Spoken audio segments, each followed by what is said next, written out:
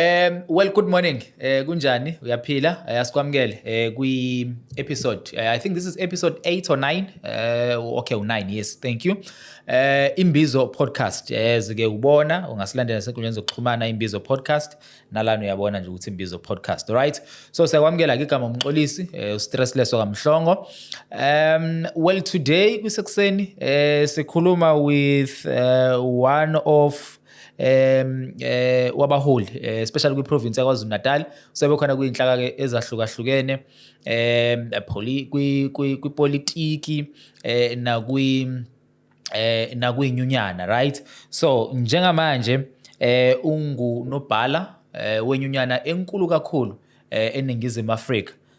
Uzongicorrecta, I think number 1 if not number 2 ngama members uma ukhuluma ngazo ke inyunyana ifaka kakhulu inyunyana zaka health, abasebenzi baka health nabasebenzi baka education. I think uzo eda ke if kuukuthi khona engibashiyayo. Ngikhuluma ngani? Ngikhuluma ngenyunyana yabasebenzi okuyinehawu. So ke today ngikhuluma ke nomntwana uAyanda wakwaZulu. Mntwana, morning, uyaphila? Now greetings to you Njoman. Greetings to you. Kodwa ke uma ngenza lo msebenzi wenyunyana angibizwa ngomntwana. Oh, ubizwa ngomntwana kulo msebenzi. Yeah. Leso sigqoko ngisifaka uma sengisekhaya. Oh, okay. Well, siyabonga ukuthi ube nathi namhlanje. I know ukuthi sekunesikhathi sizama ukuhlela but because of ukuba busy nani isikhathi sigcina singatholakalanga, but siyabonga namhlanje ukuthi ke uzivakashele. Okay, mhlamba siqale silungise le yokuba umntwana. I know ukuthi you are from kaNongoma, right? But then ngiyazi ukuthi ke igodlo ke zihlukene. Uyabona, ngiyakhumbula nje khona la ngabona khona uyibhale khona uyichazile.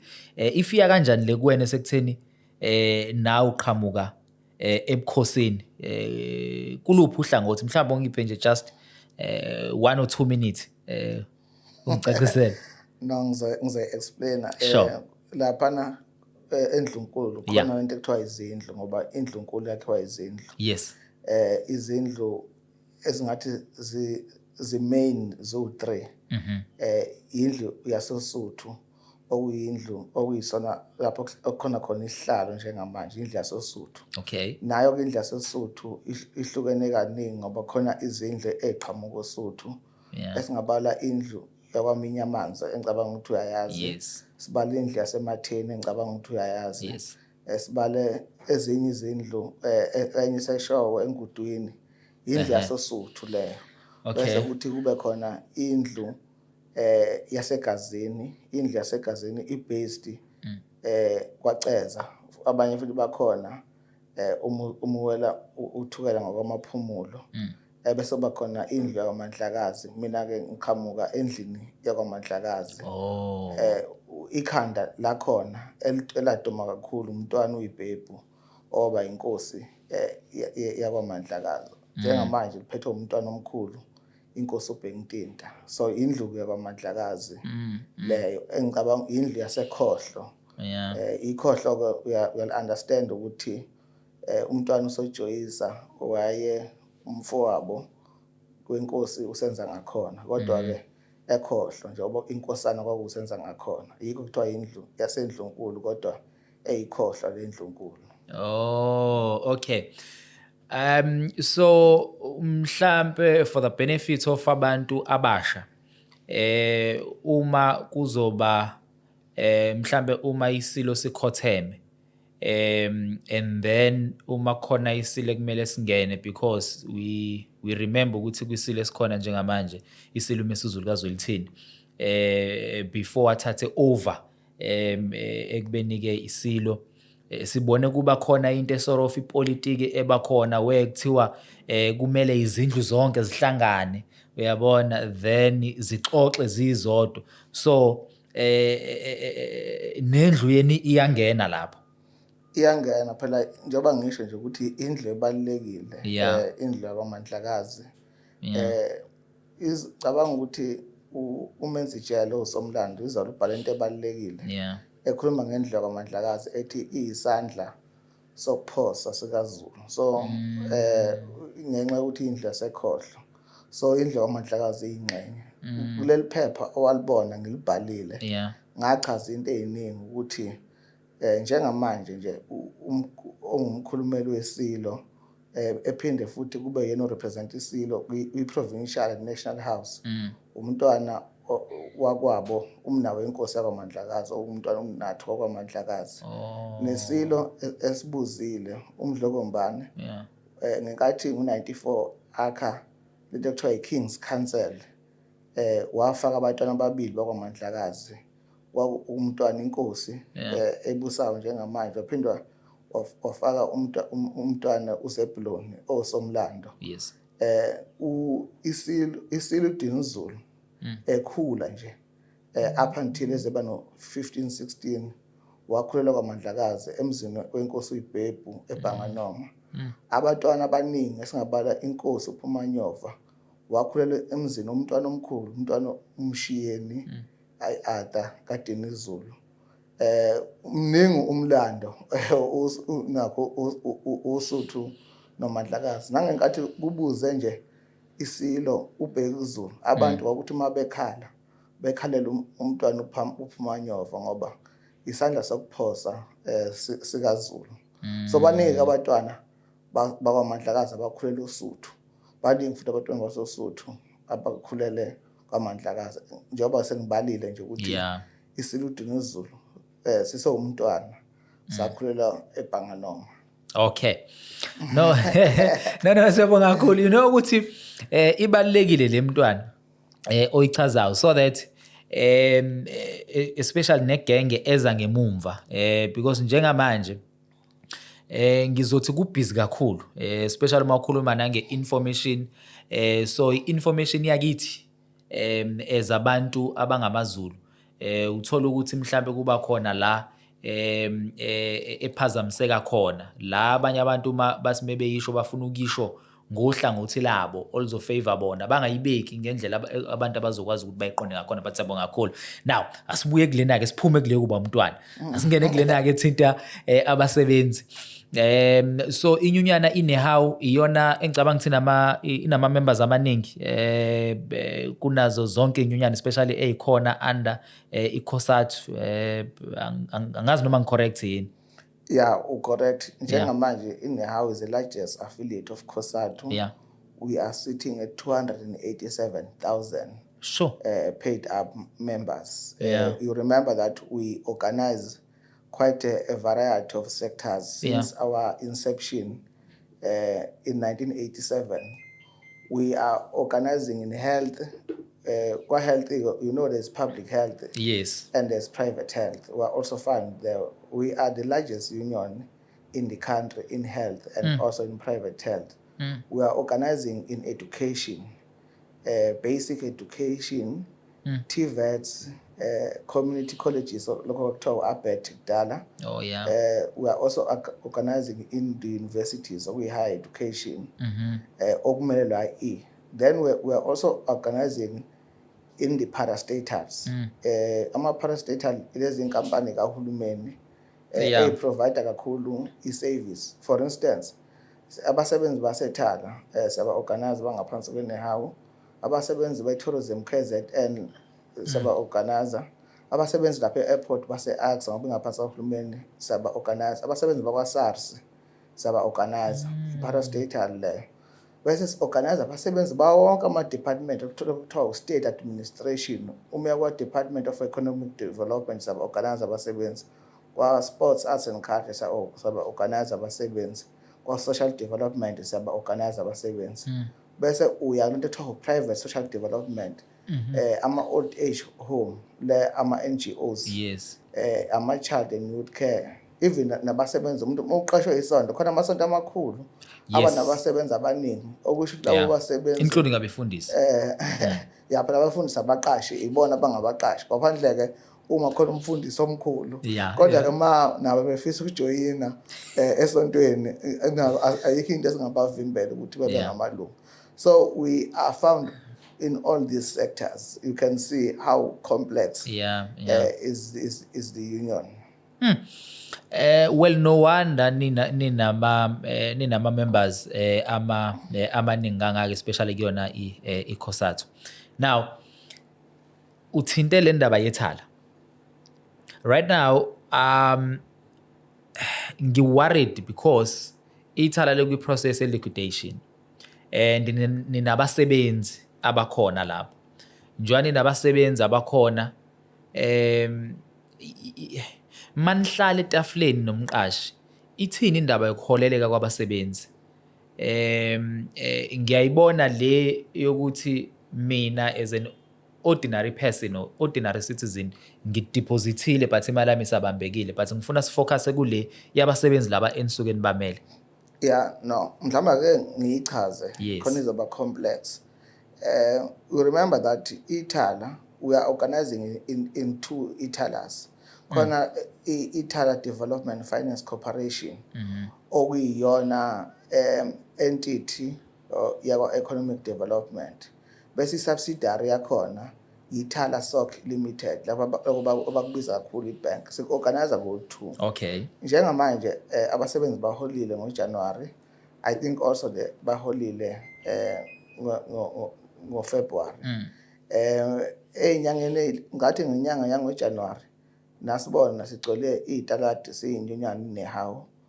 Sisekela imizamo yemanagement yakhona ethala.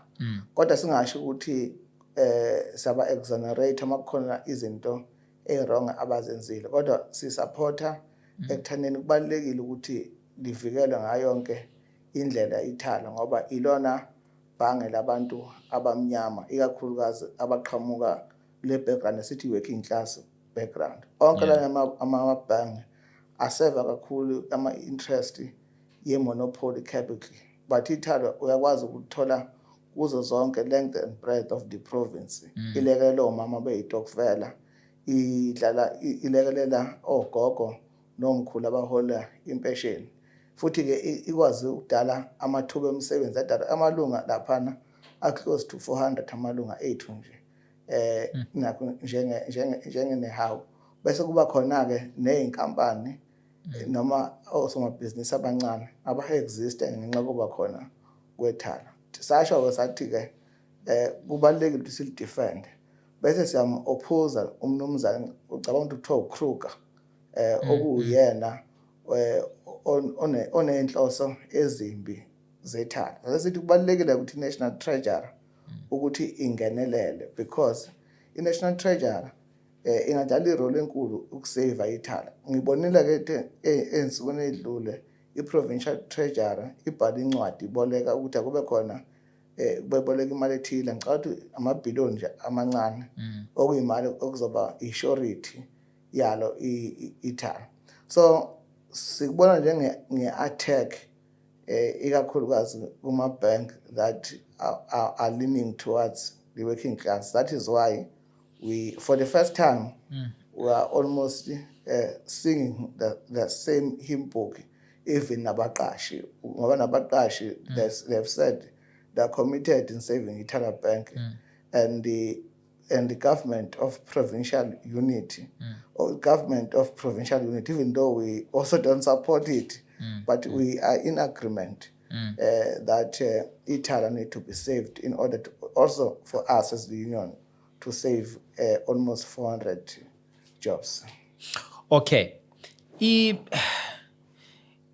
Iniphatha kanjani le yokuthi sikwi-position esikuyona njengamanje with indaba yalo ithala simply because of mismanagement kulona ithala, and we report, no, let me not say we report, but kwabe zindaba I think uyena uKruger lokhuluma ngaye kodwa kwa-mentionwa ukuthi kunama politicians esifundazweni saKwaZulu Natal ebebe boleka imali bese leyo mali bangayibuyisi. So uma uboleka 100 million, number one, akuzange kuze kwenze ngendlela okuyiyona yona. You'll remember ukuthi khona abasebenzi baseThala, I think bawu2 noma bawu3, iThala elathi liyabaxosha bethi lithi abazange baze bawenze kahle umsebenzi, and then labo basebenzi labo baluwina lelo cala, kwaphoqa ukuthi iThala alibabuyisele emsebenzini noma libakhokhele, right, because baxosha ngendlela engekho right. Kulandela ukuthi kubolekwe imali, and then isicelo sa-approve kwakhokhwa, kuthe mase khokhelwe lo muntu esenikiwe imali, and then wahluleka ukuyikhokha lo mali. Mehluleka ukuyikhokha lo mali leyo, then iThala selis-write off isikweletu, selamlista lo muntu njengomuntu ohlulwa ukukhokha isikweletu. So it comes back to mismanagement. So bakhuluma indaba yama-politicians abeboleka imali, bakhuluma indaba yosomabhizinisi who are politically connected. So meaning akusiyona into ethi ukuwa kwalo iThala, it's something nje vele yaqhamuka from nowhere.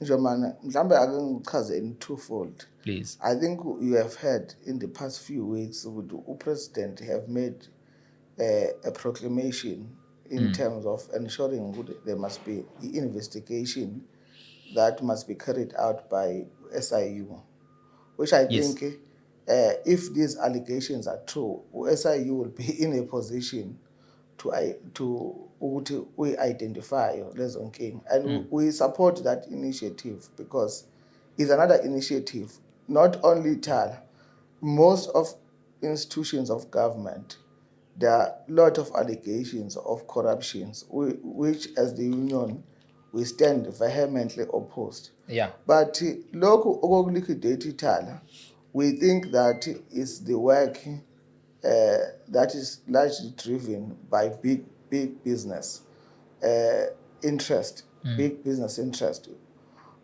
Actually, you know that just ngati ku-freeze yama-account eThala,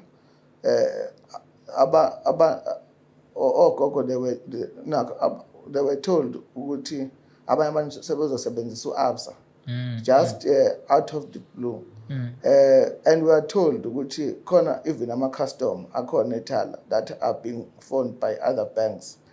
So, you know, when iThala made their submissions, they told us, and I think they've also told government, that when they look at their books, their assets are more bigger than their liabilities. You know that in most instances, when there's liquidation, it's vice versa, and they've proven it. The only thing that they said, and Mr. I think it's called Mr. Johan Kruger or something like that. He said they must also prove if they have got 270 customers, they must prove tomorrow they will be in a position. They would be in a position to give them money. You know, even any major bank, it will be impossible to pay to be in that particular position. But you know, we're not the spokesperson of iThala. What we want iThala back. We want, if there's investigation is there, those who are that must account. They must account. We want the jobs to be saved. We want iThala to continue to service the community of KwaZulu-Natal. We want businesses to get legitimately assistance from iThala. So that's our standpoint. But we reject any attempts by the monopoly capital to liquidate iThala so that big banks can get more clients. Okay. Asikhulume indaba yakwa health. Kusifundazweni saKwaZulu-Natal under i-leadership ka MEC uNomagugu Simelane Mngadi, where sibone one of our political leaders from i-Action SA uZwakele Mncwangu ekhuluma indaba ukuthi i-medication iyashoda ebhedlela nasema-clinics. And ngenhlanhla enkulu-ke nami njengomuntu okhona emsakazweni excuse besibathola abantu befona athi umuntu ngile epolyclinic i-medication kuthiwa ayikho ngile sibhedlela kuphi i-medication abanginikeze yona bathi ayiphelele but angizwa nginehawu iPaul unless kuthiwa mhlambe yangijomba leyo msakazi ine campaign emile alipheli iviki singakaze sibe nayo icampaign siyibiza kuthiwa i-public health service delivery campaign asiqali manje ukuthi ke imedia vele ayifuni ukusikhava thina uma stressa lezi zinto yabona la public health service delivery campaign asiqali manje thina ukukhuluma ngokuthi kuneyinkinga kwa health saza sakhipha iphepha ekupheleni kwenyanga sakhuluma ngento ekuthiwa is our own perspective on the state of health in the province KwaZulu-Natal. Identify izinto esathi we think that these things are going to hinder the smooth implementation of the national health insurance. Saqala ngento yokuqala, saqala nge-staffing. Sathi i-department yakwa health is severe understaffed. Saqala lapha sathi severe understaffed. Unesi oyedwa wenza imisebenzi yonesi abawu5. Unesi maye retire noma exoshwe emsebenzini noma imuphi umsebenzi wa health makwenzeka lonto lo position ayivalwa kwabanye isikhathi kuya freeze. That is why uhlala ubona odokotela onesi abasebenzi bonke abafundele lezo bemasha ngenxa ukuthi bayazi ukuthi ama-post akhona asikaze sibona ngisho i-political party ngifuna uqala eqaleni imashela ukuthi abasebenzi bawa health they are severe understaffed. There are long queues in hospitals. There are long queues in clinics that are made by the fact that abasebenzi abakwazi ukumelana nomthamo omude. And saqala ngalona. Sasitho kwesibili kunama-crisis e-infrastructure ey'bhedlela. Savele saqala nje ngesibhedlela seduze e-Eddington Hospital. Yeah. Udlaba ukuze lapha kuthiwa kuneyinkinga ngokuthi ama-lift awasebenzi. Yeah. Amalunga ethu alindele ukuthi equkula izinto ezisindayo enyuka idebris. Uhlaluze kuthiwa eRK Khan khona izinkawu. Ngenxa ukuthi ibhilidi lakhona sikho esimeni. Uhlaluze ukuthi kuneyinkinga eKing Edward sibiza kuthiwa iVictoria Mxenge esak-oppose nanokuthi i-upgrade kuthiwa i-tertiary hospital. Uhlale uzwa inqwaba yamakliniki ukuthi amabhilidi akhona they are no longer even compliant. Ezinye indawo asinawo ngisho indawo zokupaka. The buildings sathi i-state si-infrastructure sinomthelela kwi-service delivery. Sase sikhuluma nge-shortage of medication. I-shortage of medication kade sikhala ngayo emakliniki ukuthi wonke umuntu ngisho nani unikeza iPanado. You remember ukuthi wakwaba khona isikhathi kunenkinga yomshini we-cancer ey'bhedlela efana no-Eddington sasiphambili. Lokhu kushoda kwe-medication is an issue that we have consistently been raising ukuthi kuyashoda kodwa konke kudalwa into eyodwa ukuthi kunento okuthiwa ama-austerity measures a-imposiwe noma i-underfunding yezinto ey'baluleke njengo-health eyidala ukuthi uhulumeni ungafuni uku-investa kwa-health. Yabona i-department yakwa-health nakwa-education is at the uma ingaka-collapse is on the edge of collapsing because is not able to provide services. Ngicabanga ukuthi ukuzwe ukuthi ama-security ey'bhedlela ey'ningi uthola aya-protesta uma kuyobuzakala ukuthi protestelani abaholile ngenxa yokuthi i-department ayimkhokhele u-service provider. Yeah. So vele thina ke njengene-house wa-clear ukuthi asifuni ukuthi kube khona u-middleman, sifuna wona ama-security eqasha ngokucele umnyango wezempilo. Kodwa ngizama ukukuchazela ukuthi i-magnitude yama-crises that are engulfing the Department of Health that have always been in the forefront. So the campaign siyenzelani lento public health service delivery. We are raising issues of service delivery so that we are able to connect our work as the union and the work that the communities must do. Uyazi ukuthi ey'khathini ey'ningi hlale kuthiwa kudume ukuthi onesi bayidelela.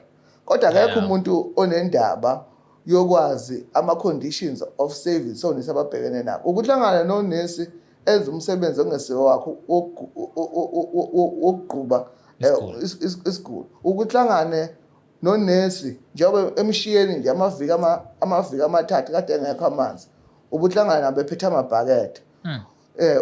Unesi lo wenza imisebenzi yabantu abathathu ngawo bahlanu. Sacela kwi-department sathi anenzela abantu ethiwa i-minimum staff establishment ukuthi at the minimum in this hospital fune sibe no-professional nurse abangakanani, fune sibe no-ENA abangakanani, fune sibe nama-NAs, ama-EN amangakanani.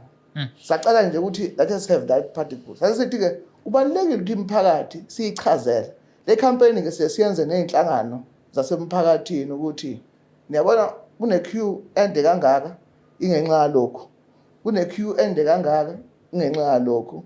Umshini awusebenzi ingenxa yalokho. Khona bengafiki imphakathi bezoshaya abasebenzi ngaphakathi ngenxa ukuthi bacabanga ukuthi nakho abawenza umsebenzi. Okay. Which brings me to umbuzo othi, do you think ukuthi u-MEC usafit engameleni lomnyango wezempilo esifundazweni saKwaZulu Natal? It's a complex question.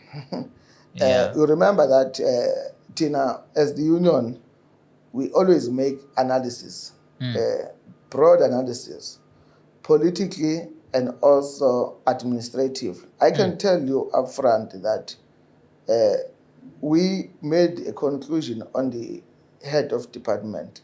Okay. That we think that he have failed to provide strategic leadership. Now, we MEC, we are here to make analysis based on the pillars that drive the existence of the Department of Health. For instance, I've mentioned to you, isn't it broad, the state, the human resource question, the state of the infrastructure, the provision of strategic leadership, financial management, the provision of equipment, things that drive the existence of health. Remember that us as NEHAW, we want the implementation of the national health insurance now. Yeah. And without that, most of our public hospitals will not be in a position to be accredited to provide the national health insurance.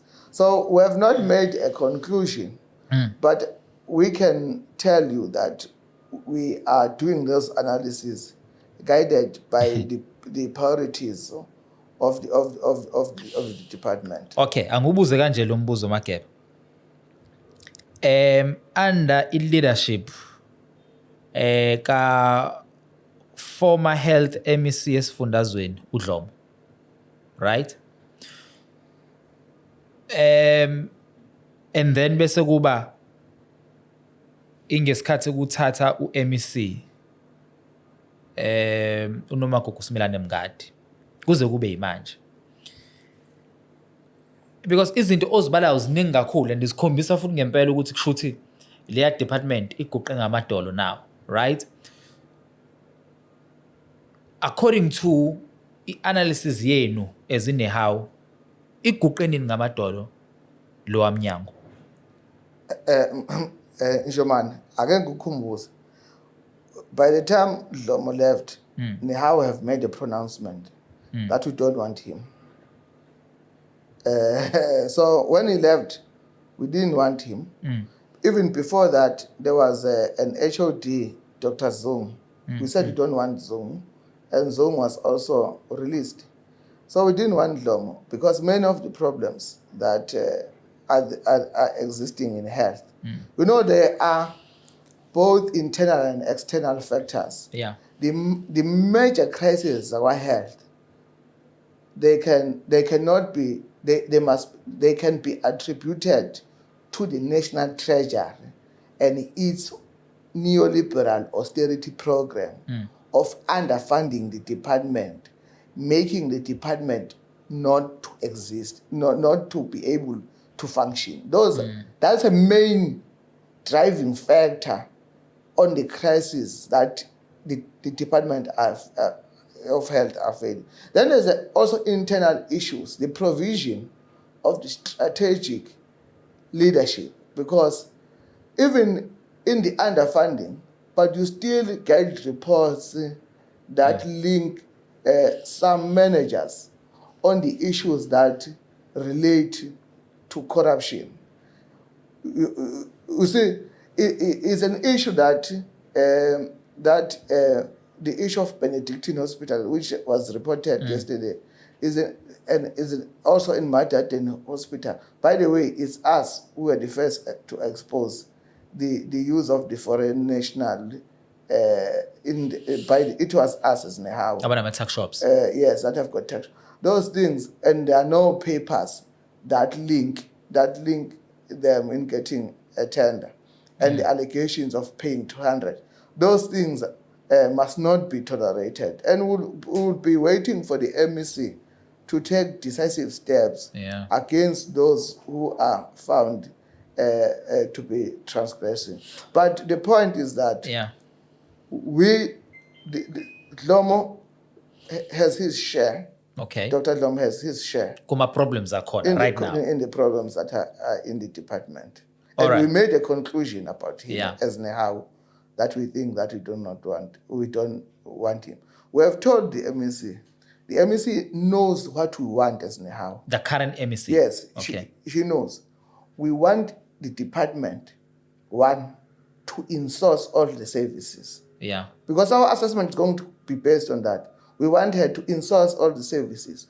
We want the securities to be in the payroll of the department. Yeah. We want cleaners to be in the payroll of the department.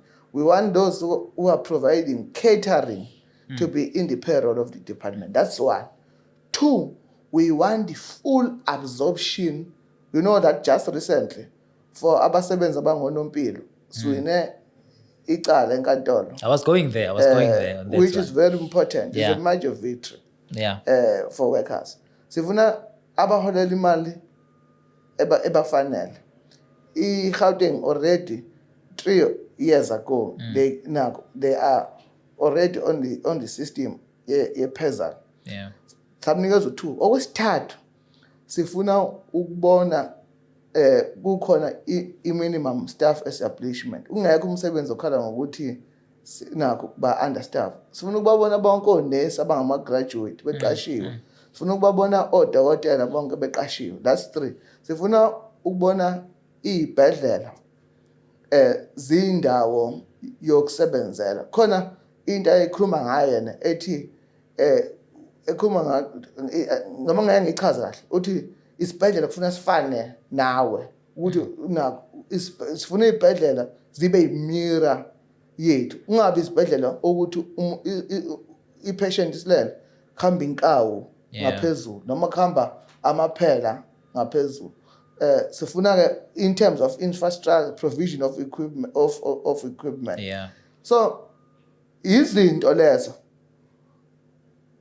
ezi analysis yethu. If she fails to do that, because that have not happened and is here now, second term as the MEC, the union would make a determination. What are we saying? I will share with you, German, our critique.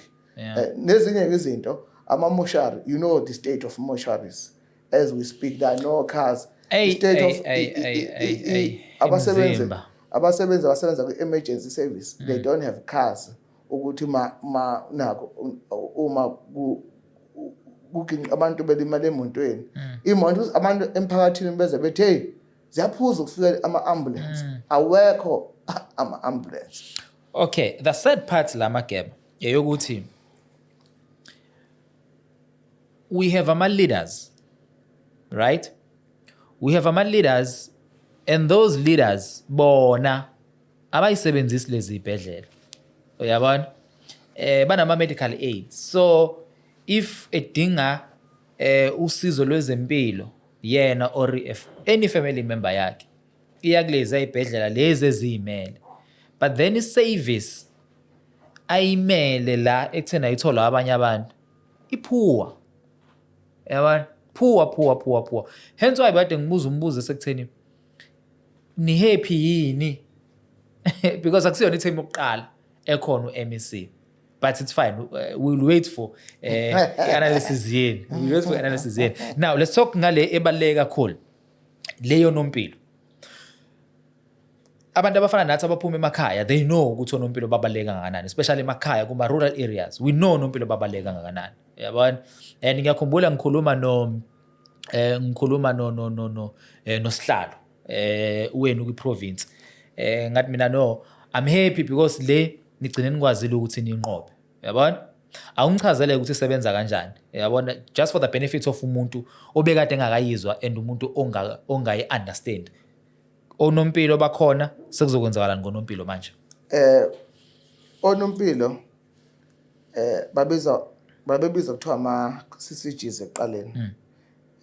Community caregivers. Laguqule igama babiza kuthiwa ama community health workers.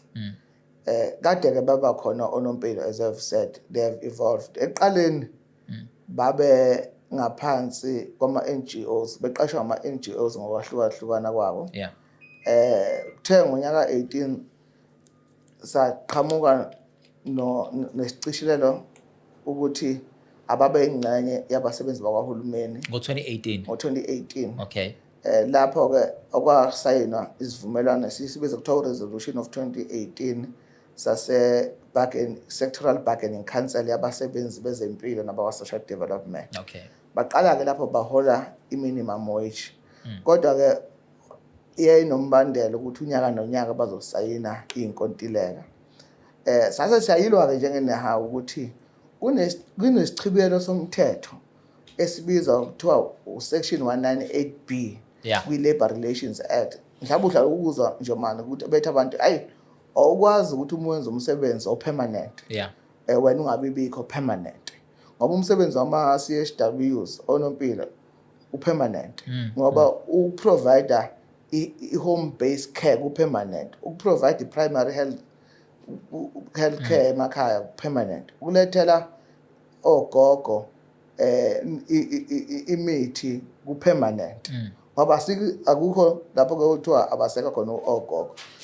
Uyakhumbula ukuthi ngesikhathi se-COVID they were key in terms of ukwenza into yo-contact tracing. They were very, very key. So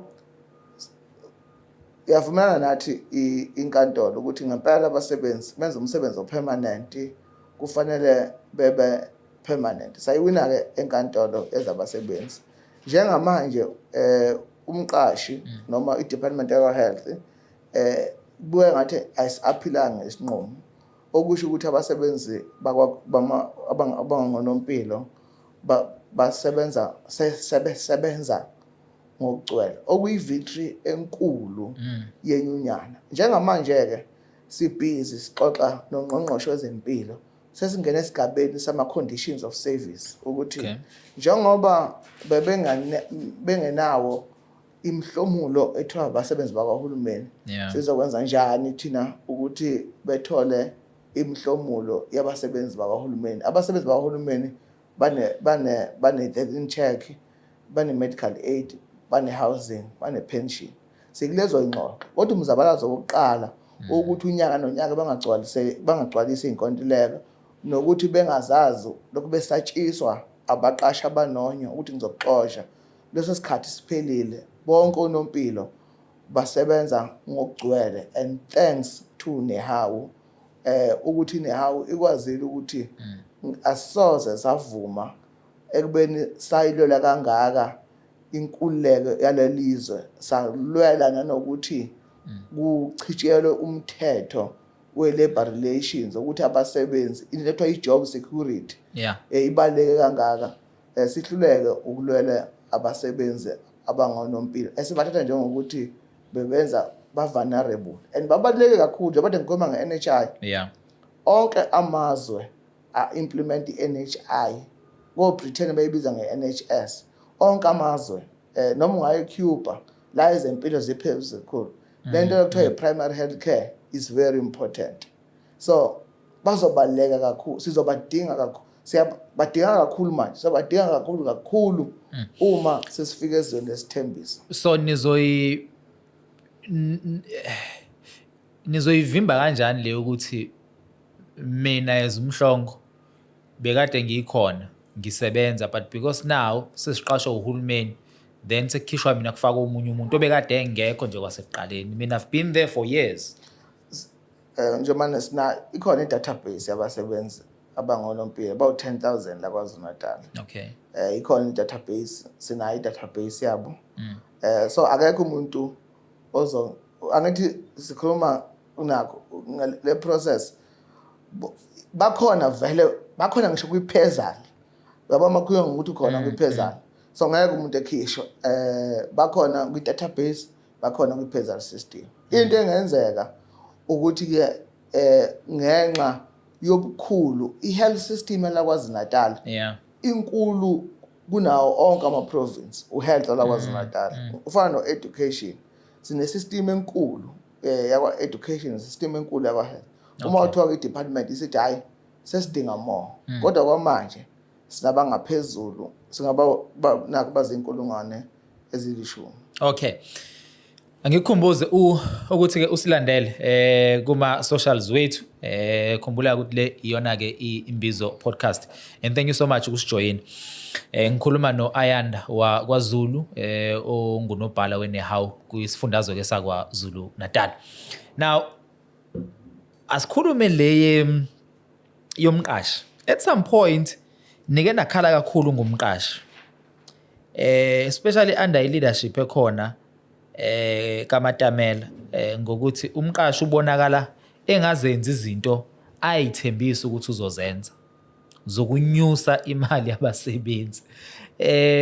Senikuphi njengamanje, ithini into i-relationship yenu with umqashi of which is uMatamela, and I'm mentioning upresident ngamabomu because uyena oyihead. Senikuphi njengamanje, mind you nibuye niyohlala seningene ke manje kwikhosati, uyabona, seniyohlala ngale, uyabona isebenza kanjani lento, because ngempela ngiyadinga ukuyi-understanda mina Magebe. Nikuphi manje and njengoba futhi nibuye nihlale nodwa, nivumelane nodwa ngale, bese niyabuya nina senizoma kolunye uhlangothi, umqashi sekolunye uhlangothi, nizokhuluma indaba abasebenzi, nimkuphi? Mhlawumbe ake ngiqale la ey'nsukwini ezidlule ku-conclude ama-wage negotiations. Engicabanga ukuthi ama-wage negotiations okuqala ngaphansi of what is called the Government of National Unity. Ithina kuphela esingayisayinanga lo agreement njengeNehawu because we reject it. Okay. Lo agreement ikhuluma ngokuthi akube khona isivumelwano seminyaka emithathu. Unyaka oqala lo soqalayo oqala mhla ka-1 April iyoze shuthi uma ku-2025 iyoze phela ngo-2028 u-5.5% salary increase, bese ukuthi unyaka wesibili nowesithathu i-CPI.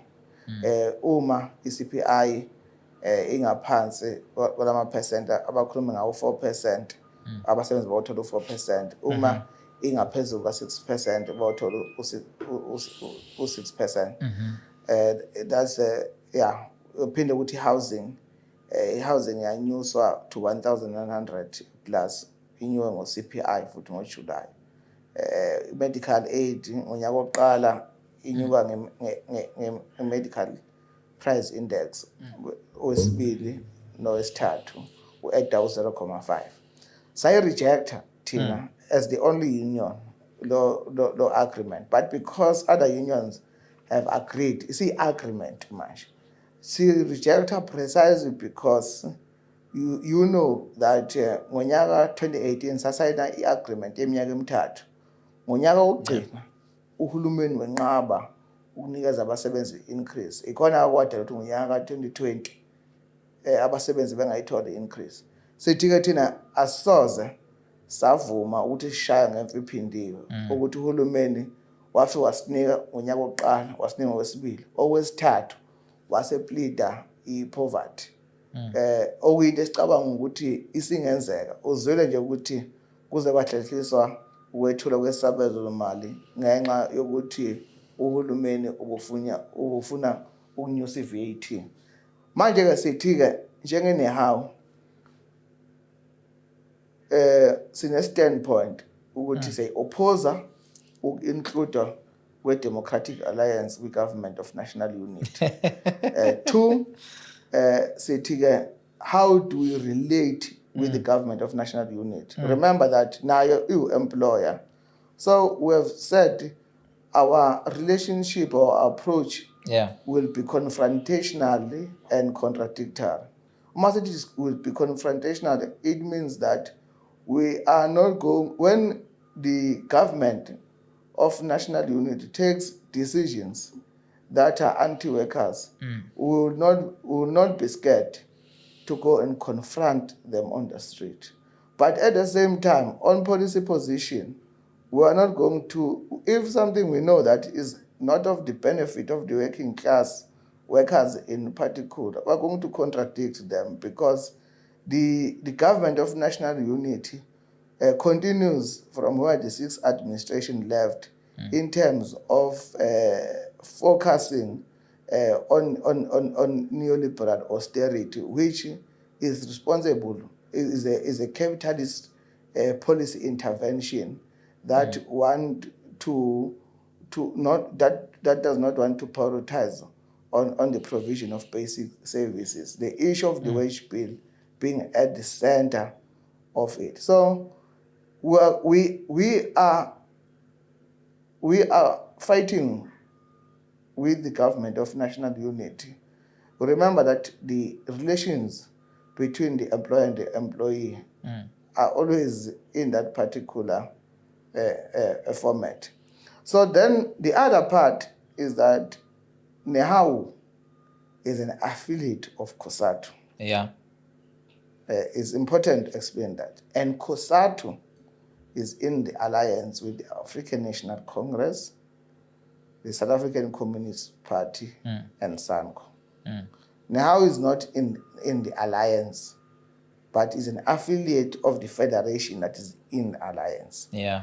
So you know that for many years, as NEHAWU, we have pronounced our support for the African National Congress, even now in the 2024 local government election.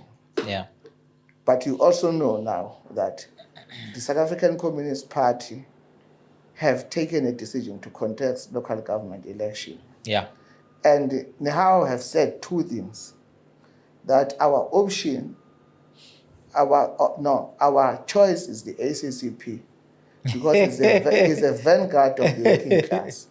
But the ANC is our option. There's a choice in our option. So very interesting.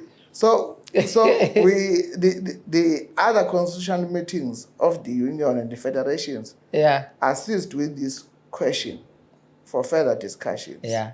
We have said our choice is the SSCP, the ANC is our option.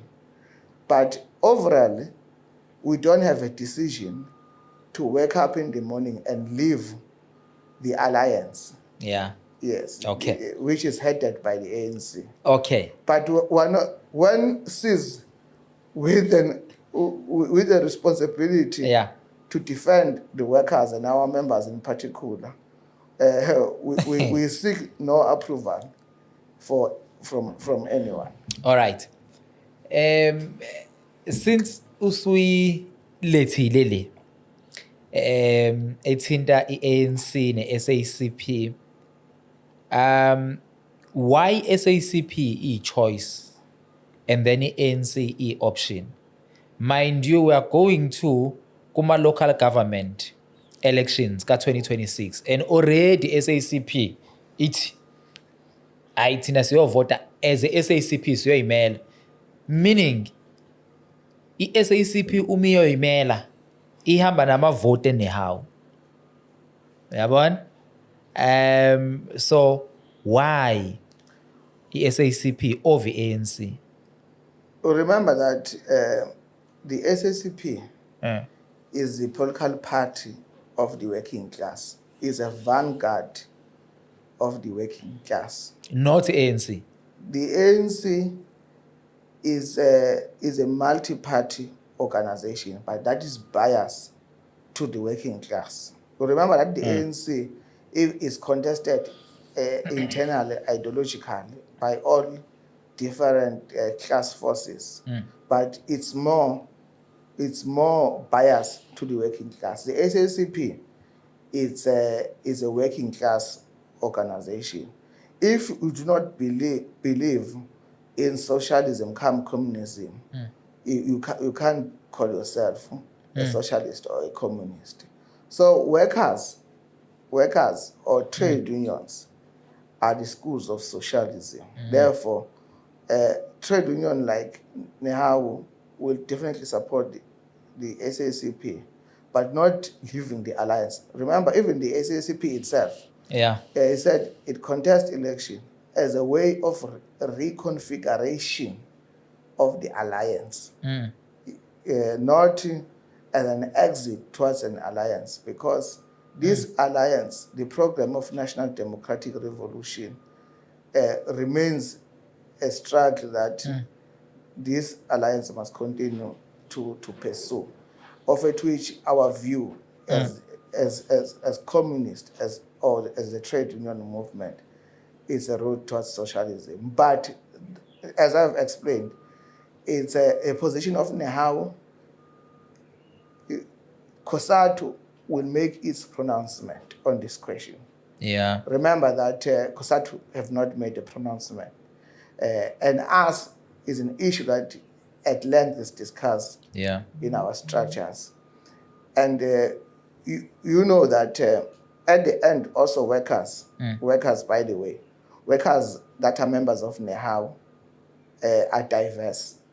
Some are members of the ANC, some are members of other political parties. The good thing about being in the union is that you can be a member of another political party that is not in alliance and continue being and do your work, because the union is a trade union of workers. So akushiwo ukuthi hayi wena ngoba uyilunga lale nhlangano noma iqembu awufanelekile ukuthi ube ingxenye yethu. All right. Bekumsebenzi wethu ukuthi eminyakeni eminingi bekumsebenzi wethu ukuthi lokhu kuba khona ukubaguqula ukuthi sonke sibone ngendlela efanayo. Were you guys happy ngama changes enziwe kwi-ANC eGauteng naKwaZulu Natal, but ngifuna sifocus eKwaZulu Natal? Were you guys happy ne-task team efakiwe? Ukuyethemba kwenu kungakanani kuyona? Inyunyana ayinayo i-position. No. I understand Mageba, but uma sikhuluma iqiniso ukuthi as inyunyana ikwi-COSATU, uyabona? I-COSATU ekwi-alliance with i-ANC. So automatically ama-changes enzakalayo sizodinga ukwazi ukuthi nina njengenyunyana iNEHAWU nimi kuphi. Njengoba ngisho ukuthi inyunyana ayinayo i-position, but kunezinto esicabanga ukuthi zibalulekile ukuthi after a bruising defeat of 17% from 54%, surely there was a decision that okufanele yenzeke, more especially to work on reclaiming the lost ground, because ukuluza kwe-ANC, there are factors that they can directly be attributed to the leadership that was elected. You remember that we even went to court, by the way, as NEHAWU, after the former provincial secretary insulted our members but the ANC leadership. No, I remember. In the form of the Secretary General made intervention, then there was an apology rendered, and the issue was closed. So my own view is that the decision was a good decision. We will have to give the task team an opportunity to work in renewing the organization in the province and in the attempt to renew and also to reclaim the lost ground. You know that our view is that the challenges facing the ANC and the entire movement and why people continue not to vote for the ANC is obvious. At the center is the issue of unemployment, is the issue of poverty, is an issue of inequality, and crime. The issue of crime and corruption is poor service delivery issues. So that is where we need to put more effort, because people abantu bakutshela ukuthi angiko vota because ivote lami alishintshe lutho. Okusho ukuthi the ANC leadership at all levels, more especially those have been given responsibility, they must work in responding to that. Yikho ke ne manifesto was talking about that, job creation, also fighting against high cost of living and all the issues of service delivery are at the center on why people, not here in South Africa, even global, why people there's always a protest vote. And if the ANC continues, nabasebenzi bakahulumeni, uma kuzoba khona nabasebenzi bakahulumeni ungabaholeli amaholela agculisayo, remember bane impact engakanani. Uma abasebenzi bakahulumeni ama-conditions of service abangashintshi, lonto ine-impact. So always ukuthi nithi singabaholi uthuka abasebenzi bakahulumeni and nothing will happen. So lobu buholi bubhekelene ngqo naleyo nselelo ukuthi bukwazi ukuguqula indlela abantu yokucabanga bebuyele ukuyithemba inhlangano. Ungasho ukuthi ubuholi lobu obekade bukhona Bhedile? Ngokwami no. I think 17%. Yeah, that's an assessment from 54 to 17%. They failed. That's a failure. That's a big failure. So Bhedile. Yeah. Because phela manje ngithi isingisi manje sibuye yabona sihloniphise yabona no failile yabona. But guys khuluma ngo 17%. Yabona. Yabona nami anyhow uma ngaqala kuba umholi mhlawumbe mina inamalunga awu 45,000 ngenza example. Ukuba manje awu 30,000 vele kube kusho ukuthi thina nobuholi esihola kanye nabo sihlulekile ukwenza umsebenzi wethu ngoba uma mangabaholi niyayibeka izinto eniyimajor ngazo ukuthi uma sithi i-conference yanikeza mandate ukuthi this is what we want, and uma uluze state power we-organization, i-state power isona vehicle oyisebenzisayo ukushintsha impilo zabantu. Akekho umuntu ovotela abantu bebe-opposition. But then naku-national Bhedile yet leadership yaku-national ayithintwanga ihleli. In fact yona ethi siyoreconfigurisha KwaZulu Natal nase-Gauteng. Yet bathole what is it plus or minus 40% for the first time since the ANC yabakhona, for the first time. Nje mana ukukhuluma kwami ngomholi wesifundazwe so kuningi kakhulu kwi-province ukukhuluma kwami. Angikwazi ukukhuluma indaba zakwa-national. No, I get you. I get you, Makeba. No, ngikudedele kule khululeka. No, I get you. Because then the abasebenzi. All right. No, kulungile Mageba. Ngicabanga ukuthi mfethu singayivala manje, yabona. Now asivale ngenote le yabo abantu because I've seen abantu abaningi balahlekelwa i-interest, yabona, ekuthembeni inyunyana. I don't know, maybe is it because seziningi inyunyane ekhona othola ukuthi ezinye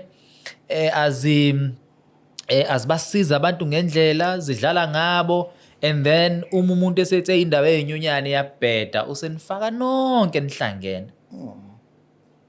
So ungathini kulowo muntu, uyabona, because abantu abaningi kahle abasayithembi inyunyane. Thina abantu ke unfortunately or noma ngithi fortunately basathemba njengenehawu ngenxa yokuthi asilali engubeni eyodwa nomqashi. Asilali engubeni eyodwa nomqashi futhi ke asile into ekuthiwa ama-yellow union. Sile union ekuthiwa is a red union. Sikubeke phambili ukumela abasebenzi amacaleni. Sikubeke phambili futhi ukuthi abasebenzi ngaphansi kwezimo engaxolisi. Sikubeka phambili ukuthi abasebenzi ezingxoxweni zamaholo sibamela ngendlela efanelekile. Remember that workers join the trade union for 2 or 3 reasons. One is to represent them from unfair treatment from the employer. 2, to also represent them on wage negotiations. 3, to represent them on the conditions of service. So if the union focuses on doing that, and by the way, those are key organizational priorities of NEHAWU. So that is why NEHAWU remains a trusted union amongst the workers here in the province and national. I have already indicated we are the only union that didn't sign this agreement. 2 years ago, at this time, we are the only union that went on strike after the employer unilaterally implemented 3%. We are the only union that went to court for the conditions of service of CHWs. We are the only union, even at the height of COVID-19, we're on the street, we're in hospital by hospital, in ensuring that workers are provided with the protective gear. Workers are not dying because of COVID-19. We are the only union that ensures that collective bargaining as a right that we fought for during the breakthrough of 94 that gave birth to the labor relations is also implemented. We are the only union that continues to say employer must ensure that is in compliance with occupational health and safety, with the basic conditions of employment and all other acts that are important in guiding the relationship between the union and the employer. All right. No, kulungile, sibonga kakhulu, ngikudedele Mageba. Ngikuphathele something. But before ngikunikeze something, uyazi ukuthi ngabona enye ama clips ngibona former minister uThula Sinxisi gqugquzela abasebenzi, uyabona uthi uhulumeni udlala ngani, and I'm like, but this guy ube uminister not so long ago, uyabona lezi zinto bekufanele ngabe ukwazi ukuthi ayifix, especially kwi department, uyabona. So because he's no longer the minister now, usezobhikisha nabantu against i department. It's a hypocrisy. It makes me very angry, by the way, because when he was an acting minister of public service and administration, he unilaterally yabona asayina ngalo nyaka wavela wafakela abasebenzi bavuka ekuseni 7.3% engafuna ukuxoxa nama unions. Awanikeza 3% ongaphansi ngisho kwe CPI. Ekade ebambe njengongqongqoshe. Nangenkathi eseyongqongqoshe wezabasebenzi kwalahleke inqwaba yezimali, inqwaba abasebenzi namanje abangakayitholi imali ye-UIF. Yakhumbula ngekhathi se-COVID abasebenzi bashort time. So abantu that we must always guide against who are hypocrites. Sabonga kakhulu Mageba. Alright, uAyanda Zulu unobhala wenyunyana yabasebenzi okuyini hawo. Mageba, uma ke umuntu ezivakashele la siye sithi asimnikeze something especially azoyibeka eofficeini lakhe, yabona? So ke nawe mfethu uzobeka la ukhohle mfethu indaba iyothula sinxisi. Uyabona? Sure mfethu. So siyabonga mfethu ufike ubeke lapha eofficeini lakho mfethu. Sharp. Hayi siyabonga kakhulu. Alright. So khumbula ke usilandele enkundleni zokuxhumana, ungakhohlwa ukusubscribe ku channel yethu especially kona ke uYouTube, kuma socials uyasilandela, right? And then ukhumbule ukuthi le iyona iMbizo podcast. Asibonane next week. Zike next week sizokuphathela one of politicians so besikhuluma naye la ke kulona uhlelo ke lethu iMbizo podcast. Mina nawe asihlangane emsakazweni izwi lomzansi ezwazi ukuthi ke bangabaxhasa special bayo ke iMbizo podcast. Godspeed.